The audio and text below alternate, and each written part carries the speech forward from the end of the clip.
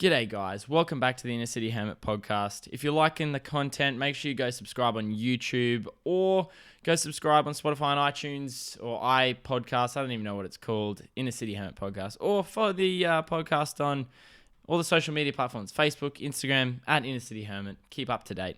My guest today is Maddy Jeffries. Now, Maddy is a healthcare worker. Now, she just returned home from London. So she is currently in her 14-day isolation. She's locked up in a hotel in Brisbane City. And I just thought the idea around this podcast was to talk about sort of her experience traveling from the airport to the lockdown and how isolation's working for her. And also, we had a really good chat about how the healthcare system was working in London, because she was actually working in the front line of everything over in the hospitals in London. So for me personally, it was a pretty eye-opening podcast, and it was really interesting talking to her. So super happy with this one.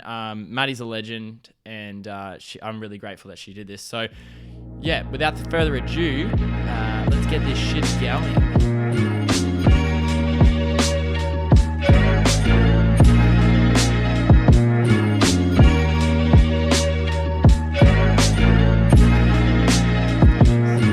G'day guys, welcome back to the Inner City Hermit podcast. I have a very special guest today. Very special guest. You would have heard the intro to her, and she's had a wicked ride for the last week. I'm sitting down with my good friend Maddy Jeffries. What's up, Mads? How you going, Matson? I'm good. Oh, I'm good, living the dream. I was going to say I'm probably doing a little bit better than you, because you are one of the quarantine prisoners. You're one of the ones that's in full-on ISO. How's that traveling? Yeah. No, it's going good. I think I'm getting used to life in isolation. Yeah. Very interesting. I'm getting a little bit stir crazy, but it's been a good day today. So I can't be too mad. There's worse places to be in the world, that's for sure. Oh, for sure. You know, you could be in North Korea where they're just shooting everyone. So yeah, that's a plus. Exactly. We're looking at the positives. Yeah. Exactly. So what for you, now you're obviously the whole of, Australia, we're kind of like isolating in ourselves, but we can go outside, but you are actually one of the people who have just come in from overseas. So like talk us, you were living in England, weren't you, before this? Like you just moved there? Yeah, so I moved over to London at the end of last year just to do the whole work and travel, live the dream White girl overseas. European And summer. I know, so I moved over in the midst of winter with the promise to work and save some pounds and money. And then when Euro summer rolls around, which is meant to be just around the corner, then piss off to Europe and do like 3 or 4 months of solid travel and then come back to London again. But, plans have obviously changed. Yeah, so like drastically changed. Yeah, now I'm back here. So in living it up in ScoMo's quarantine, he's kindly provided. Prison. The 5-star luxury prison. Yeah. So when you, like, what was kind of the thing that made you sort of make the decision? Because I know you were definitely one of the people that Kira and I was sort of talking to that's like, what do I do? Should I stay? Should I go? I don't know. What sort of made you make the decision to sort of come home, or just, I'm assuming you want to definitely go back, but just to come home until this sort of shit show blows over? What was kind of the deciding factor for you? Yeah, so for me, it's obviously different for everyone, but I was working over in London in one of the major hospitals there. And I was working as a physio, and sort of for the last over a month up until now, I was working sort of right in the thick of it with the coronavirus. So my ward was one of the first wards that sort of switched into treating coronavirus patients from our usual lot. So I'd sort of been dealing with it for a while, and then had never really thought about coming home, even when people over there started losing their jobs. Like I had a few mates lost their jobs. I think Australia changed their travel advice, and in like a matter of a few days, I think there was a huge clear out. And through all of that, I was pretty happy to stay put in London. It didn't really faze me. I was seeing coronavirus patients at work, was right in the thick of it. still could go out and do everything, so I wasn't too bothered. But then I myself got sick. I think I never got tested because at the time they didn't test healthcare workers. So I got like the dry cough, the fevers, um, and the body aches and everything like that. And then did 7 days of strict quarantine at my place in London, and then went back to work. And then when I came back to work, it was just a full blown different situation. There was like 6 or 7 wards in the hospital, all full of coronavirus patients. The London had gone into sort of strict isolation like we have here. So you couldn't go out. I couldn't see any of my friends. All of my family's back here in Australia. And then work had really escalated. There wasn't enough like PPE going around and things like that. And I started to feel a bit extremely stressed, really, just with the whole So situation. PPE is like the safety stuff, like the gloves, is that PPE? Is that Yeah. So it's essentially like the face masks, the gowns, the gloves, and face shields. So we had heaps of surgical masks, which are your stock standard ones you can buy from the store, but they don't really do anything in terms of protecting you from coronavirus. It was that we're running out of the ones we're like fitted to our face, that stop us inhaling the droplets that contain coronavirus. So they sort of started running out of them. So I was having people cough on me and everything like that, and just felt horribly stressed. And then sort of made the call that there wasn't enough literature or evidence to say that I wasn't going to get really sick. I didn't know whether or not I'd had coronavirus. It sounded like it, but I didn't know. And there were starting to be healthcare workers dying and stuff like that. So I was just then weighing up that decision of like, we don't know, there's so much unknowns, right? Like, how long is this going to go on for? What's the risk for me treating patients like day in, day out without adequate protection? And then what if was something going to happen to my family back here? And then will they change, being able to get back to Australia? So I was like, let's just get back to Oz. If I get sick, at least I get sick in Australia. If I don't, then at least I'm close to family, and at least I can work here. Hopefully we don't run out of PPE and end up in that same situation. So hopefully I can work with a little bit more protection, with sick leave, with, cover from my workplace and stuff as well. So made the decision to come back, which was a big relief, but very sad nonetheless. But you weren't really living your best London life at the moment anyway. I couldn't see any mates. I had one housemate who I could see and my work colleagues, and that was pretty much it. So I think I'm very relieved to be back. Man, it's really crazy. Like, I know, what you and I and Kia, because we've obviously been keeping you company via house party. Like, we joke about it and all that sort of stuff. But when you peel back all that sort of like the humor aspect, it's actually pretty fucked. Like, it to come from someone like you who works, like, I get the aspect of it through Kia, who obviously works in like healthcare, but she's not like, how you say, like on the front line. To hear it from somebody who literally was there, and like you were even saying, you knew of like we had this conversation, I think a couple of days ago, like you literally knew of people, I don't know whether you had you knew them personally, but you literally were hearing stories of like healthcare workers like literally fucking dying. And they weren't like, from what I gather, they weren't exactly like old healthcare workers. Like they were pretty, they're still pretty like youngish, hey? Yeah, I think like it's all sort of hearsay a little bit, but like they had spoken about, I think, 2 young nurses who were at least, I think, in their 30s, maybe. Don't quote me. Who both unfortunately passed away, and maybe an ENT, but it's all sort of who was a bit older, but like no underlying medical conditions, but had a lot of exposure. And that's sort of the thing we don't know is like the ongoing effect,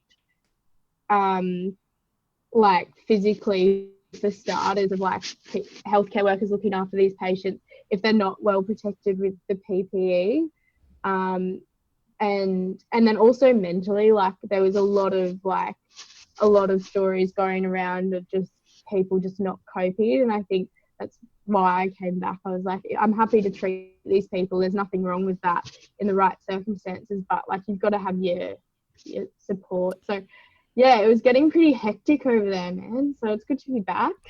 Yeah, I was gonna say, I mean, I kind of haven't really heard you talk about it like in that way. And I guess in a sense, hearing that, like, 2 weeks sitting in a fairly bougie hotel getting meals sprung to your door every day isn't really like a bad thing when you compare No, it to that. Like, holy fuck, man. yeah. That's And I definitely like it was I had to try and think of it all because like obviously coming back to quarantine, like I can't see anyone for 2 weeks and then mm, I don't know that I'll go and see like family, friends, etc. anyway. So like yeah, there's a lot to think about. It was pretty hectic, but good to be back. yeah. Australia is Yeah, man. amazing.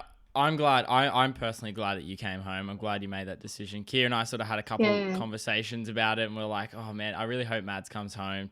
Even like, it's one of those things where, you spoke about how you're pretty set on just kind of hanging there and being like, I'll still get my European summer, but I guess that's kind of not going anywhere. Like, we're still young. You can still go back there. It's just, I feel like, I don't really have any perspective really because I haven't gone anywhere or anything like that as in around this Yeah. time, but it feels a lot better, I guess, peace of mind wise, that you are kind of experiencing it when you're at home and you've got family and friends and all that sort of stuff Yeah. around. Yeah, I think you need to have everyone close. And like all my UK mates, like obviously had their families and some of them were going to be moving like back and closer to their families, even just with it being within the UK. And then like the Aussie mates, like good on them for staying. Like they all had like big support networks. So they lived in those share houses with like 5 or 6 others. They were all sort of in it together. Some had family there and everyone's like quite different, I think, how they like had to go about it. But yeah, but coming back here, it's really not too bad. I'm going a little Yeah. bit nuts. Got to stretch the legs though. So Yeah. So you got let out of your cage today. yeah, got Little let bit out of of the cage. yeah. How was that? I Sort of. missed yeah, that was pretty fun. It was sort of funny. That's because I completely I made the phone, so you call down to reception, you just say, hey guys, can you pop me on the list to go outside?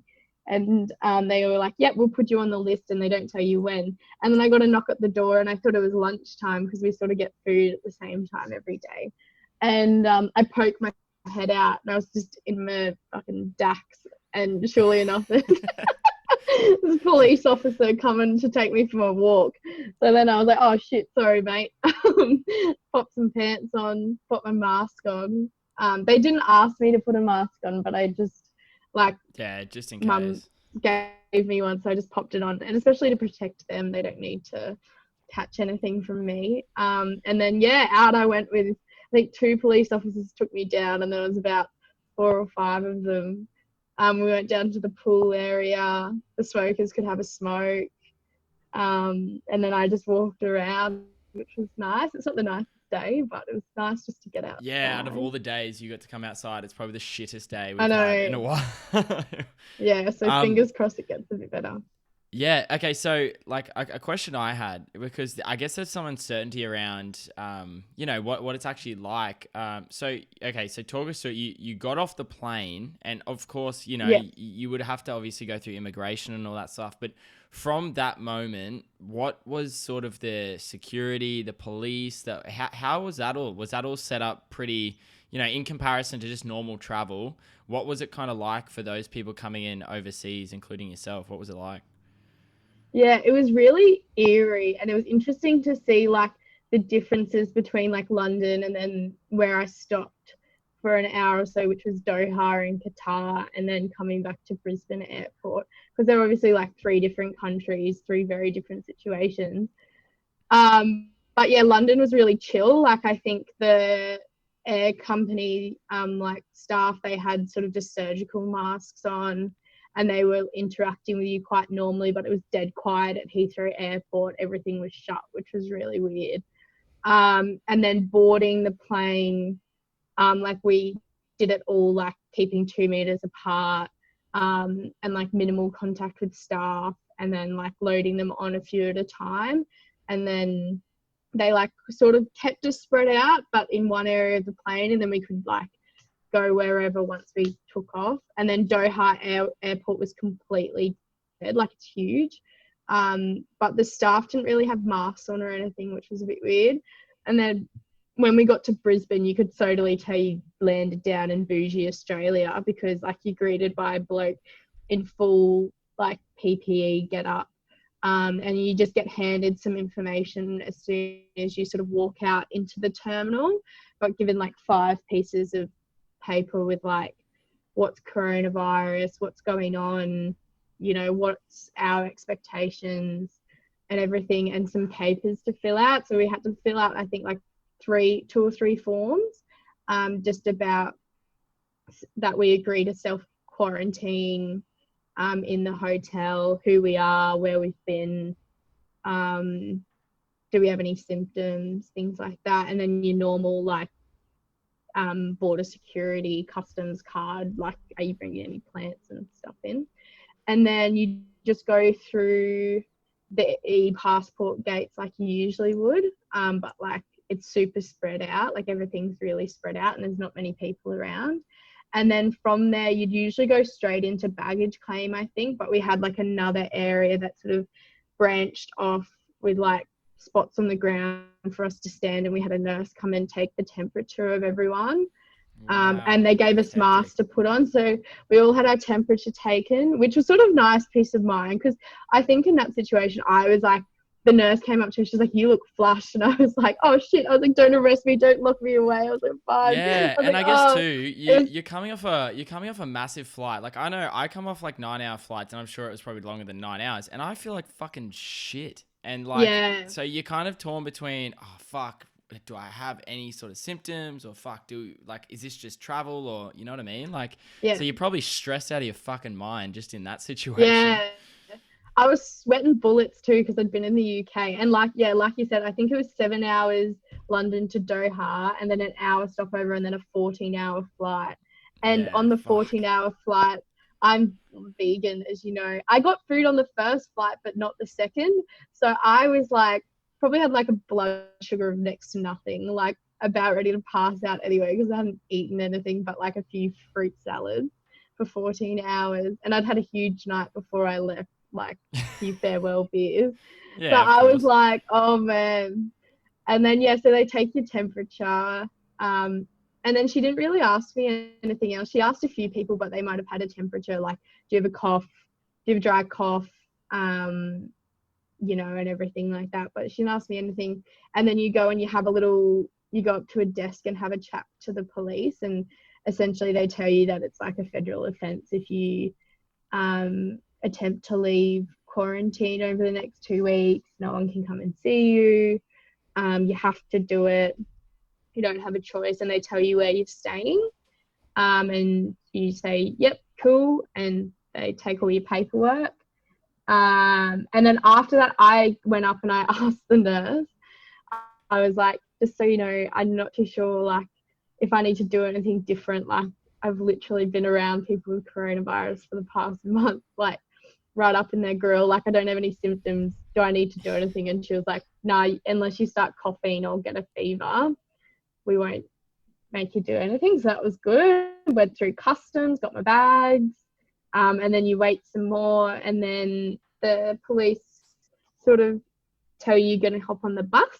So you walk out Brisbane Airport, and there's like the normal terminal bit where, you usually get picked up, except it's like full of army guys, which is pretty unreal, and police Yeah, officers. And then far out.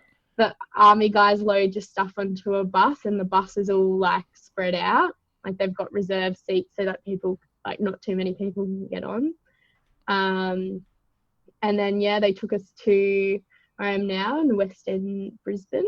And then we all hop off in a socially distant fashion, get our bags. And then they gave me my hotel key and told me to be in a nice hotel room up here. It was pretty funny, like the police officer who came and told us what was going to happen on the bus. He was like, you can get food, you can get grog, you can get Uber Eats. He's like, no one can come and see you, but you go into the West in Brisbane, there's worse places to be in the world.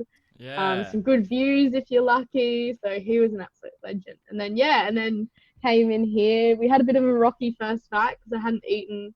I had 2 Uber Eats orders cancel on me, and they delivered me food that wasn't vegan, so I couldn't even eat it. So we did a prolonged fast that day, Matson, and I woke up feeling hungry as Shit fuck else. on You probably had Saturday mad morning. abs Yeah. though. Oh yeah, I was gone to tell. Shredded. Yeah. So Oh fuck, yeah, man. that's how it sort of That that's is how it works. honestly wild. Like, you know, like I hate to sort of throw a comparison in there, but it's a little bit like leaving the courthouse and going straight to jail, really. Like, it's, Yeah, you know, was there an very aspect where prison-esque. yeah, I was gonna say, did you feel as though, was there sort of a feeling in your head where you were kind of like, holy shit, like, am I in jail right now? Like, this is pretty intense. It was Yeah, it wasn't so much like jail. I remember that like night though. I when I got in, I was just like, when I first sat down in the hotel room, I was like, oh shit, I literally can't leave. Like at that, I didn't know I could go out to stretch my legs until this morning. So I like was sitting here and I was like, I was like, this is it for 14 days. I was like, I can't, like, I'm four walls. I was like, oh shit. And then you sort of like, there's a bit of novelty about it, like, oh, what's this gonna be like? And also I was jet lagged. So like I just spent the first few days sort of as a bit of a blur because you're just sort of like jet lagged and getting used to being stuck in a hotel room and figuring everything out and everything. But yesterday it definitely set in. I was like, oh shit. I think I've got a mate down in Sydney who's been in for 10 days. And I was like, I feel like you've been in forever. So like this is just gonna go on and on. But we've had a good day today. So it's Yeah, going no, I good. mean, But yeah, that's it's a bit like, like a prison. But a yeah, I good could prison. imagine. Like, it's just, you know, just the thought. I think you're definitely right in the way that you kind of described it. In that there's probably a little bit of novelty about it. Like, you know, in a way, you're kind of like, how do you kind of explain? Like, in a way, you're kind of like, oh, like, you know, you're the center of everyone's discussion for a little while, and then after that, sort of, you're like, okay, the excitement's gone. Now I'm Yeah. fucking stuck, and like now it's kind of like, and I suppose because everyone's still kind of working and stuff, so it's like you can't just be on your phone the whole day chatting to people. Like, there's gonna be times where you're kind of Yeah. like stuck, and it's, yeah, oh man, I could imagine that's, yeah. Do you Yeah. what have you kind of been doing to kill the time? Like, because obviously, firstly, give us since you're on your phone, give us a tour of what we're working with here. Oh Like, what, yeah. You can how much? Yeah, if you explain it let's whilst you're actually, if you show us and explain it like with your voice while yeah. you're doing it, because that way people that are Oh listening can sort of understand. But I've sort of seen a little bit, but it's fucking tiny. yeah. I'll give you the grand tour. So Okay, go for it. this is the front door here. This is my So that's lovely freedom. neighbours. That's freedom right there. That's freedom. That's where the police officers come. That's all my meals. We've got a good mirror here Looking good, mate. to check that I look great before I go out for my escort walk. And then just have to mind, I completely forgot and did some washing today, Matson. So this is the bathroom. It's quite lovely. Yeah, it's pretty bougie. Marble. It's very bougie. We've got enough shampoo and conditioner from the hotel to last a lifetime. Here's all my Hygiene is washing. key. Oh, excellent. In the fucking shower. How good. had to be a bit resourceful there. I'm gonna take to it with the hairdryer later. They charge Yeah, an good arm and a call. leg for washing, so I just sort of mum dropped off some washing detergent. Yeah, and I did it it's kind of myself. like, This who the is fuck cares? If you smell, who cares? Who's exactly gonna see you? no, exactly. This is my entrance paintwork. It's stunning. I'll show you my favorite piece in the room in a moment, Maxton. And then this is what I'd call the kitchen. It's It's it's massive. well stocked. It's huge. Sue, my mum did a visit, so that's good. We got an Fuck yeah, espresso Sue. though. Absolute Did game that now? changer. Did that come with the apartment, or did you get that delivered? No, this is in the apartment, and they're like happy to drop off as Ooh, many coffee pods as you like. So it's a bit of a treat. fucking No milk booyah! frother, but that's okay. And then Beggars we've can't be choosers. yeah, exactly. We've got a little fridge. For some reason, I haven't felt like drinking juice, but I keep it every day.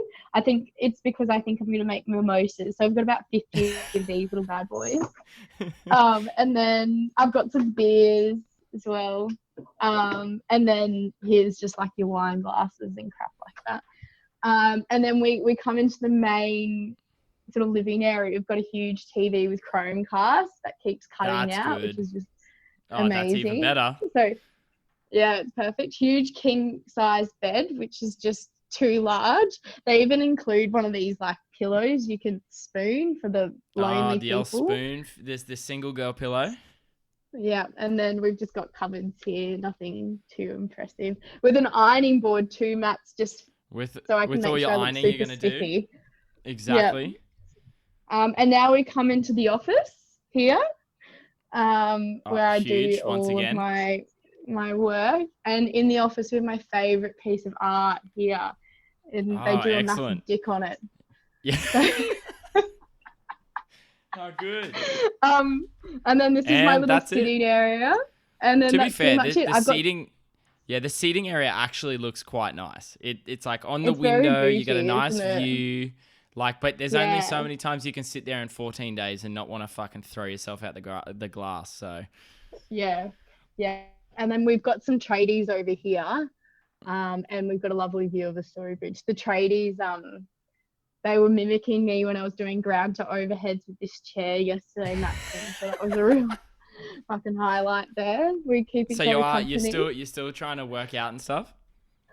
Yeah. I think other than other than the Saturday, we've got a girl in her undies at the window. I'll turn you back so you can't see Oh, that. how good. Oh, what? Babe. Mate, it's not a good sight. No, you don't need to Okay. see Okay, that. I see what you mean now. All right. Yeah, turn that Yeah. camera around. That's really wild. Like it's actually crazy that that it is that small. Like it sounds really shit, but it's the size of almost like a large, I guess like Pablo Escobar, his prison cell definitely looked bougier than that. Yeah, I would say so. It's not bad, but it is what it It's is. not. Hey, It is what it is. I think that's the perfect way to describe it. So, do you find that now that sort of you're stuck inside, like what's kind of been the most important thing for you in terms of like keeping sane? So, like, do you structure your day sort of in a certain way? Like, do you sort of keep the same routine, or do you sort of take it as it comes? Yeah, no, I've sort of like after I got over the jet lag, especially, I've sort of like made a bit of routine, which is good. And it's sort of nice. You can take your time. So like I usually just wake up. I don't really sleep in too well, so quite early. Have a tea, have coffee. I don't watch the news because you'll spiral into a deep depression if you watch the Oh, I news could in here. imagine, man. And then I usually get up and I usually chat to my UK mates because they're still awake then. That's a morning ritual. And then do a workout. I think that's key. You've got to like try and burn some energy off. Yeah, for And you've sure. got plenty of time. So, and it doesn't really matter what you do. You just got to do something. Hey, so do a Yeah. workout, adapted fit stop style, I would say. Oh, good. And Did you download the then, app? no, I haven't. I haven't downloaded the app. I'm trying to. There's so Yeah. much out there with everything that's I going on. know You sort of don't. it's hard to kind of motivate yourself to sort of download it. Sort of Kira and I have been like dabbling with it, and I'm like, oh, like I could just do this, like, you know what I mean? Yeah. Yeah. Yeah. Hey, And I'm then just I've gonna got a put this mate blind from down. uni. Yeah, you're It's right, okay. Phil. I've got a mate from uni who is doing Pilates tonight, and she messaged me and she was like, I'll send you the link and you can just do the Pilates class and running with me and like just stuff like that as well. So there's plenty going on. Yeah. It's kind of good that like, Yeah. you got those like sort of group sort of house, like those group chat, like house party and sort of apps. Like, I guess Oh, that sort of yeah. thing. Like, I could only imagine if this sort of shit happened like, 10 years ago, like, fuck, what would you do? Like, Yeah. I you'd be would. stuck and, Yeah. I um, can't imagine MSN would cut it. Hey. nah, not now, not here. So with you, like, so obviously being like a healthcare worker, do you think once you finish this sort of quarantine, you'll sort of jump back in the front line sort of thing as quickly as you can, or what are you going to be doing once you get out of this sort of situation? Yeah, I'm hoping I can hop back into work pretty quick. Just because I like working and like I said, I'm not sort of worried about seeing those patients. And I think from what I've heard, the conditions are quite good over here. For it. So I'll probably try and jump straight back into work wherever that is. and then just go from there, which will sort of suck a bit because I won't be able to see like family or stay with family and things, because I don't want to be going to work and then coming back and hanging out with my parents who are sort of closer to the 70 mark Yeah. and everything. So yeah, I'll just get back into work and just, you know, try and save some cash. And then once it's looking like I can, we'll head back over to the UK if it's the time of year that suits that, or we'll go straight into travel if that situation can happen as well. So it all just depends, because if it's going to happen in September, I'll probably travel for a couple of months. But if it's looking more like December, January, I'll have to really weigh that up, because London winter's pretty harsh, and I've done it once with the hope of summer travel. It might just be Yeah, I better was to gonna say ride you it kind out. of got through the fucking like the shit part, and like as soon as it sort of got to like that, oh yes, it's like and pandemic, Yeah, like yeah, yeah. It's been shit time. It's You just gotta laugh. How fucking funny is it? Move over in the middle of yeah, winter with the promise of Euro summer, and then like a mass health pandemic explodes. yeah. Like I guess there's you just something couldn't fucking this ride it. yeah there's something I guess it's like odd because there's a little bit of peace of mind in the fact that you know you're thinking of it in your head. You could be like, oh, like why the fuck did this happen to me? But since it's happening to the entire world, you kind of there's this weird feeling of like I had this conversation with like my mate Darcy when I did a podcast with him, and we were saying there's no FOMO. Like you know you're trapped indoors No. for 14 days, but you're literally not missed. Like I'm pretty much doing exactly what you're doing, besides the fact that I take Luna for a walk. Like that's Yeah. literally so. I guess in a way, like for you, it's kind of nice knowing that you can kind of relax knowing that, hey, like, you know, I'm not missing friends' birthdays. I'm not missing drinks. I'm not missing Mm, gym. I'm not missing because everything's fucking shut. So in a yeah. way, as much as you kind of feel like, oh, fuck, like I'm trapped in here, you're not missing anything. Like there's literally No. nothing that you're missing. Like it's, Yeah. yeah, No, there's something I'm kind of really nice liking about it. that.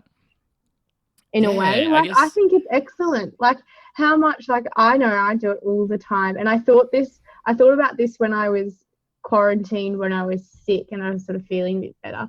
Like, how much time do we spend sort of like doing things, and like you're always like looking and checking in, and you're like, oh, that person's doing that. Or if I was back in Australia, I could be doing that. Or in London, they're doing this. Whereas at the moment, you have no choice, and you can just like sit back and just do nothing, and you have no worries that, you know, someone else is doing more or doing something different, or you're missing out or anything. It's like we all just having a good old reset and chilling out, and you yeah. know, I it's not mean, like you're missing out.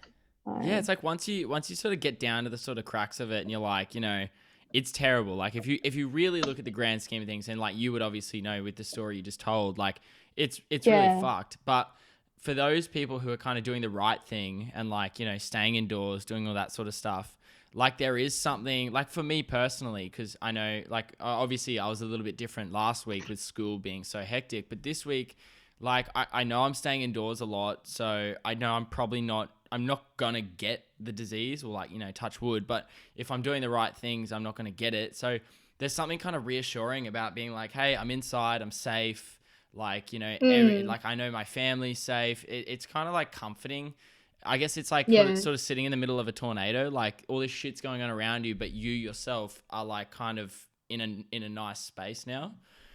Yeah. Yeah. No, it is very comforting. And especially coming from like, I think London, like the spread is just, you know, on a different level to what it is here. And like, it's very like very much a different situation, but it's so interesting like coming back here, having seen it all over here and then seeing what everyone's back here. I'm like, I was the biggest skeptic. Like I was seeing these patients at work, and then I was still going out on the weekend in London.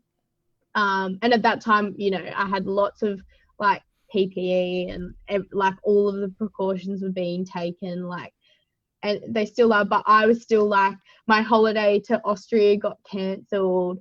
I had a massive Instagram rant. I was like, I'm so pissed off. Like, these patients aren't as sick as what people say now. I was like, rah, rah, having like this huge rant.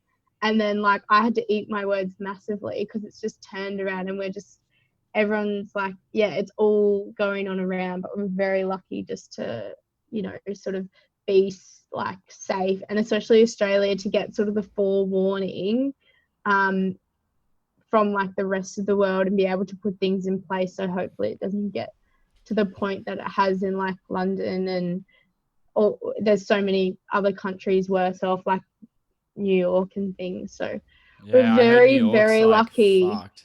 Yeah, it's like apparently New Yeah, I York's think, like the epicenter. It's like of like, in America, it's like everything. Like the only reason people are sort of getting, and even down to like people sort of moving away. So they're like, fuck, shit's hectic here. So they're moving away, and literally they're all like, what's it just called? bringing Like it. when, yeah, they've got it, but they don't realize, and they're going off to fucking home and whatever. And then that's kind of where it's Yeah, spreading from. yeah, Um, definitely, yeah. Do you for find sure. because obviously like London is so, I mean, when you compare all those sort of European cities, like the population's so dense compared to Australia. Like if you sort of look out on the street here compared to sort of London, like do you sort of notice a really big difference in like, people actually sort of spacing apart and stuff? Whereas because I got a couple mates from England, a couple of the boys that I work with, and they're saying like they've seen pictures of the tube and stuff like that, and sort of no one really gave a fuck like a week ago. Like they were literally crammed in.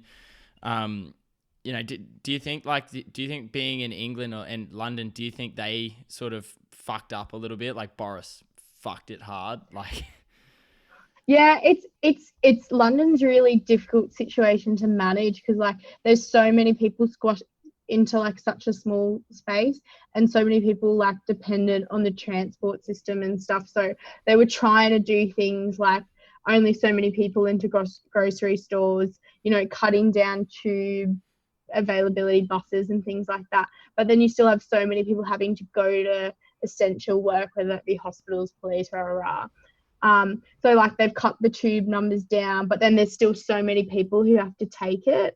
So then there was so many people still like colleagues of mine driving to work just to avoid like having to catch the train to and from it because it was so busy like a couple of weeks ago. And then like there's so many more. Like if I look out, I'm in the middle of Brisbane City, and I can see probably like one person walking around the street, and there's cars, but it's nothing too hectic. Like where yeah, I was living, like it was still sort of looks like a normal day because a lot of people walk. There's a lot of people just in London in general. If you're wanting to go to a store, like, yeah, people were like distancing in the queue outside, but there'd still be like a queue around the corner. Or like bus lines were so long because they were only letting so many people in the bus, but then there was so many people lining up for each bus. So it was so different. Like I think probably could have been managed better, but at the same time, it's really difficult to manage. And there's also no travel restrictions. So if I went back to London, it would be recommended perhaps that I don't go out, but there's no like, it's not being policed or monitored like it is because you can't because there's so many people. So like they have no, like nothing stopping the spread of people who come in, and then like just internal transmission wasn't stopped before it got to the point where it is now. So it's just all just being spread like wildfire really, like, and they do have like, it's just escalated quickly, like a lot of people needing intensive care, and they've yeah. You opened see, up like Boris is in ICU. Like Bojo's in that's fucked, eh? ICU. That's fucked, eh? Like, Yeah. it's kind of like everyone sort of jokes about it, and like, I've been one to joke about it too. Like, you kind of fucked it up. Now you're sick, but like, I'm like, that's really scary. Like, if there was a situation where like, a world leader got like, even Yeah. like if there was a death of a world leader because of this, like that would be just next level. Like shit would just Well, hit the yeah, fan, man. we were all like sort of laughing about it the other week. We were sort of saying, oh, imagine if like as shit as this is, like imagine if Boris like actually got it, and imagine if he got unwell, and imagine if he got sick, and like as shit as like my housemate know, like as shit as he like we say he is, like you wouldn't wish that upon anyone, hey, and then Mm. he's ended up in ICU. So it's pretty like that really like that was one of the things. And then like a few more deaths of healthcare workers, um and a few things that have happened over here. And like even like Qatar Airways saying to me like, oh, you're lucky you're flying now, like we just have no idea if they could just turn around and stop flights tomorrow. There's literally no one else. So it's like all of those things. I'm like, oh man, I'm so like happy I came home. Like I was like full blown devastated to be leaving because I was having the sickest time. But like you were saying, like it's better to come back, be near family, and like know that my health is a little bit more like protected over here than stay like I can't, if something was to happen like or anything like that, I can't really go back and do my hot girl Euro summer, can I? So Yeah, exactly. yeah, it's all like pretty intense, but like you just stay in your little bubble, stay away from the news, and everything's okay. But yeah, Yeah, I'll I definitely I go think back that's to a work. Yeah, I think that's a big thing too. Like, I do believe it's definitely, there's it's hard. You got to take it with a grain of salt. Like, yeah, I guess you got to pick and choose the news you listen to, because there's obviously some news where you're like, I need to hear this. This is like an announcement from the fucking prime minister. But then there's like something else of like, some fucking nobody who doesn't really understand much gets on and starts talking about shit, and like that sort of then creates a bit of hysteria around it as well, which obviously Yeah, there's lots of hysteria around it, but it's kind of rightly so that there is, you know what I mean? So yeah. No, yeah, and there's definite like, especially, oh, yeah, sorry, go. Matt, you were saying. Oh, there's definite fear mongering. Like you could tell in the news. Like I switched it on just to like, I had so many messages being like, Mads Bojo got it. Oh shit. Um, so like I switched it on, and there's like, yeah, like okay, like Boris Johnson's intensive care, this is the numbers, rah rah rah.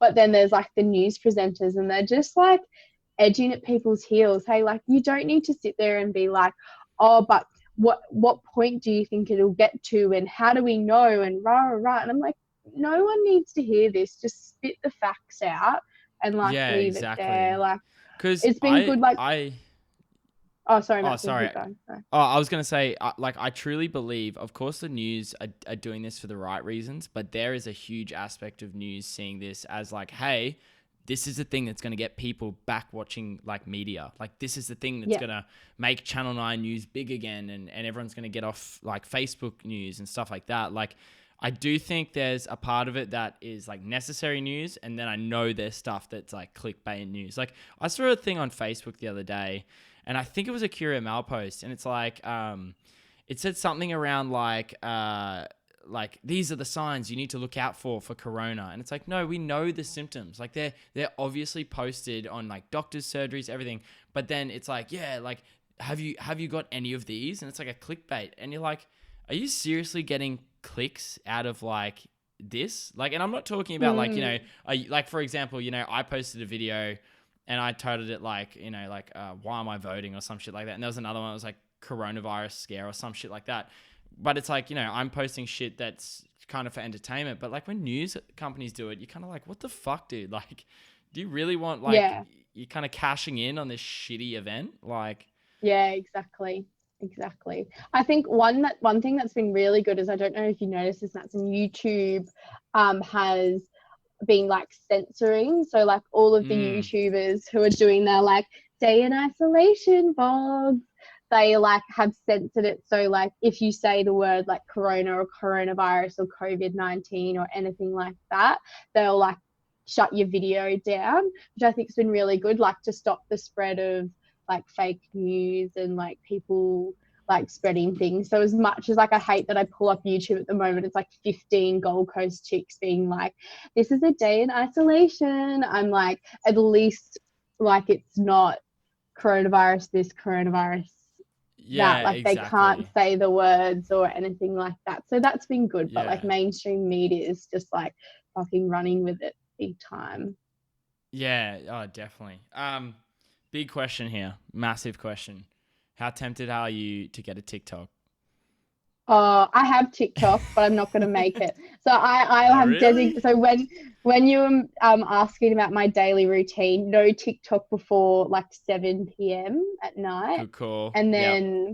then that's the only time I allow myself to fall down the TikTok trap. But I won't make a TikTok. I'm too old. No. Ooh, It's I just think a I'm gonna do slippery it. slope.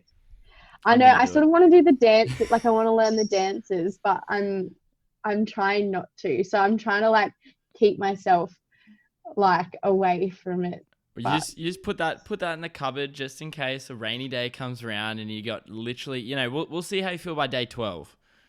yeah, I know. I think that might be like a day 11 or 12, like mental breakdown, or make a TikTok, and we'll just make a TikTok. Oh man, But dude, yeah, we'll yeah, have to see. it's wild, mate. It's fucking wild. Um, Yeah. yeah, I mean, I'm honestly just glad you're home. To be completely honest, I think there was Nah, it's times where there was good. a couple people that were overseas, and Kira and I were just like, "Fuck, I hope they come home." Like, it's like you said, it's one of those things where it's like it's shit, and it sucks, and like you kind of sacrifice like that European summer. But I personally think you'd probably made the better decision. I think. Yeah, yeah. It's tough, and it's but like coming back, it's just been so nice as well, because like to see this like weird fucking wild time, like just everyone's like, Mads, I'll bring you coffee, I'll bring you Yeah, so food, I'll bring you Kia gave you a little books. delivery the other day. He gave me a delivery. She included some of those vegan meals, which are just Oh, you did, and they're fucking good, eh? amazing. Yeah. And Shout out like Gardener just stuff like Vegan. that. Yeah, Gardener Vegan hooking me up. But yeah, no, it's just it's fucking so weird. But what a story to tell, like the grandchildren. Like, oh yeah. Yeah, When I was 24, I fucking moved over to the other side of the world and then had to come home and be put in a hotel for 2 weeks by the government just in case I had this virus in the midst of a pandemic. Like, yeah. Well, no, that's kind of that's what sparked. That's kind of what sparked me wanting to do the podcast with you because I actually had. Well, I don't think I had people ask me directly, but people like it comes up all the time. Like it's like, oh, I wonder what actually is it like being in that like quarantine sort of area. Like I wonder what that's sort of like. And yeah, exactly. yeah, like to hear it from you and to hear it firsthand. And I think you're like you're the double-edged sword because it's like you're in quarantine and you're a healthcare worker who literally saw all the shit go down. So like, hearing your perspective of it is actually really fucking it's like not Yeah, scary, but it's like it's nice to hear it from someone who actually has seen it and it's not any of this like shit where it's like, "Oh, I heard or I saw or apparently." It's like, "No, this is what it's like. Like it's proper like this." So I yeah. think that's going to be really valuable when people sort of watch this. It's been But so yeah, interesting just to see that, yeah, the different perspective of like, there's a nurse down the corridor who I have on WhatsApp, and like we've chatted about it and like her perspective, and then like versus the perspective of people who like had their holidays ruined by coronavirus, yeah, or like just were traveling and stuff and just haven't had that like insight. Like it's all, yeah, very much dependent on how you the situation you're in. It's wild, wild times. yeah, man.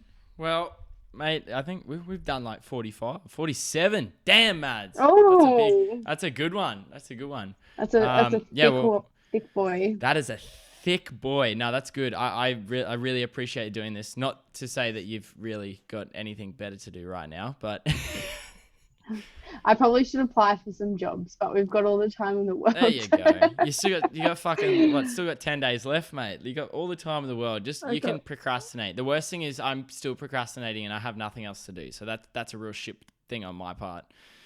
yeah, nah, Yeah. it's been No. good. Thanks so much, man. Thank you so much. Do you want to? You could probably plug your Instagram because I know you're fucking posting some funny shit on there. So if you want people to Yeah. follow you, what's your Instagram? Or if you want to keep up to date with ISO life in the zoo, just at Mads Jeffries. If you want There you to go. have a I'll leave the gaze, Instagram handle in the fucking description below. But plug.